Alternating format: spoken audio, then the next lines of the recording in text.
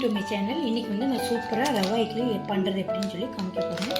கடையில் பார்த்தீங்கன்னா MTR packet இப்படி ரெடிமேடாக விற்கிறாங்க, 1/2 கிலோ பேக்கெட்டு. நான் இதை வாங்கியிருக்கேன்.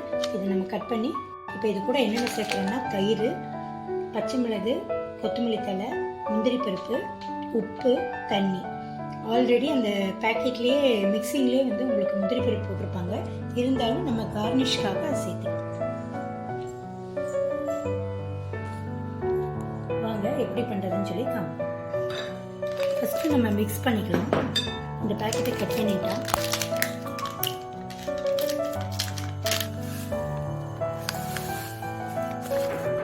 பாருங்கள், இதில் முழுக்க கடலைப்பருப்பு, கடுகு, கருவேப்பிலை மிக்சியில் அரைச்சி போட்டிருக்காங்க.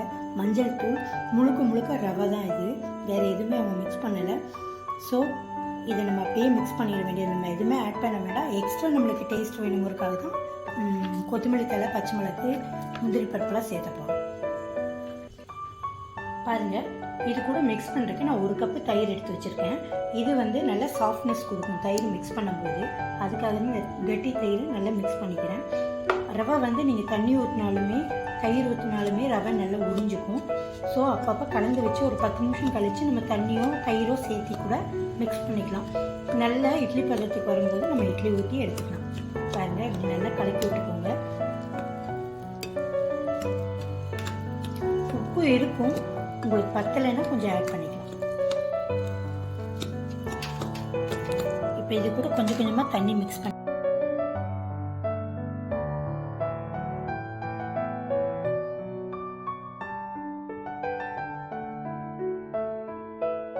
தண்ணி மிக்ஸ் பண்ணிக்கோங்க.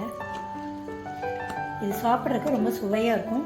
உருளைக்கிழங்கு குருமா, வெஜிடபிள் குருமா, அப்புறம் சட்னி, தேங்காய் சட்னி, சாம்பார் எல்லாத்துக்குமே இது நல்ல மேட்ச்சு. குழந்தைகளுக்கும் ரொம்ப பிடிக்கும், காரம் இல்லாதது.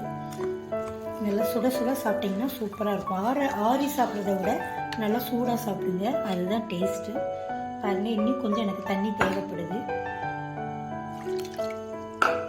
இதை நீங்கள் கலந்து வச்சுட்டு கொஞ்ச நேரம் கலந்துச்சு பார்த்தீங்கன்னா கூட கட்டியாகிடும். ரவைக்கு அப்படி ஒரு டேலண்ட் இருக்குது, எல்லா தண்ணியும் அப்சர்வ் பண்ணிக்கும். பருப்பு நான் போட்டுக்க போகிறேன். இப்படி 2 கட் பண்ணி போட்டுக்கோங்க. இது இட்லி கூட கடிக்கிறதுக்கு நல்லாயிருக்கும். இப்போ இது கூட நான் பச்சை மிளகாய் ஆட் பண்ணிக்க போகிறேன்.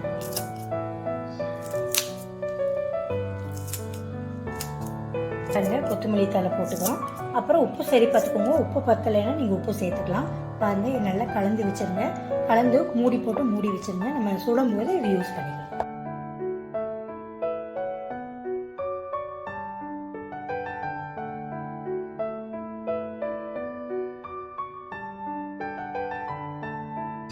இது கலந்து மூடி போட்டு வச்சுக்கலாம்.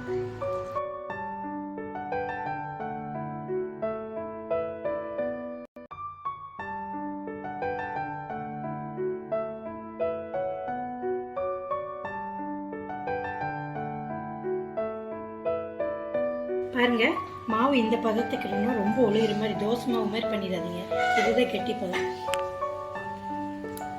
இப்போ நம்ம இட்லி தட்டை ரெடி பண்ணிக்கிறோம். தட்டில் துணி வச்சுருக்கேன். எப்பவுமே துணி அலாசிட்டு யூஸ் பண்ணுங்க.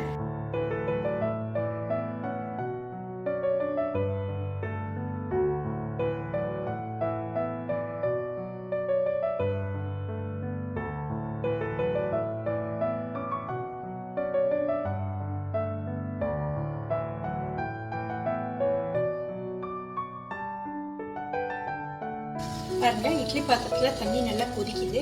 இப்போ நம்ம இட்லி தட்டை வச்சிடலாம்.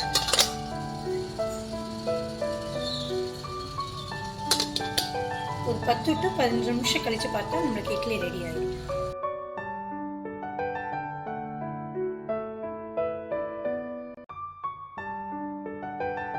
ரெடி ஆயிடுச்சு. நம்ம இதை இறக்கி இப்போ சர்வ் பண்ணிக்கலாம். பாருங்க, ஒட்டவே இல்லை. இப்போ நம்ம இறக்கிக்கலாம்.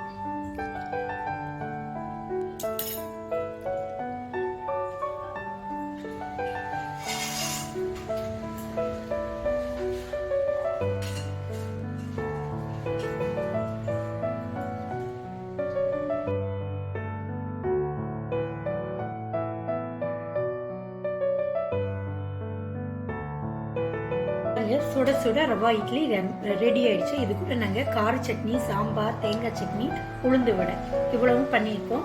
இன்றைக்கி நாங்கள் சூப்பராக இது சாப்பிட போகிறோம். கண்டிப்பாக இந்த வீடியோ பிடிச்சிருக்கும்னு நினைக்கிறேன். லைக் பண்ணுங்கள், ஷேர் பண்ணுங்கள், எங்கள் சேனலை சப்ஸ்கிரைப் பண்ண மறக்காதீங்க. மறுபடியும் உங்களை சூப்பரான ரெசிபியோட மீட் பண்ணுவேன். Until then, it's bye from BAFACAMS. நன்றி, வணக்கம். Keep supporting friends.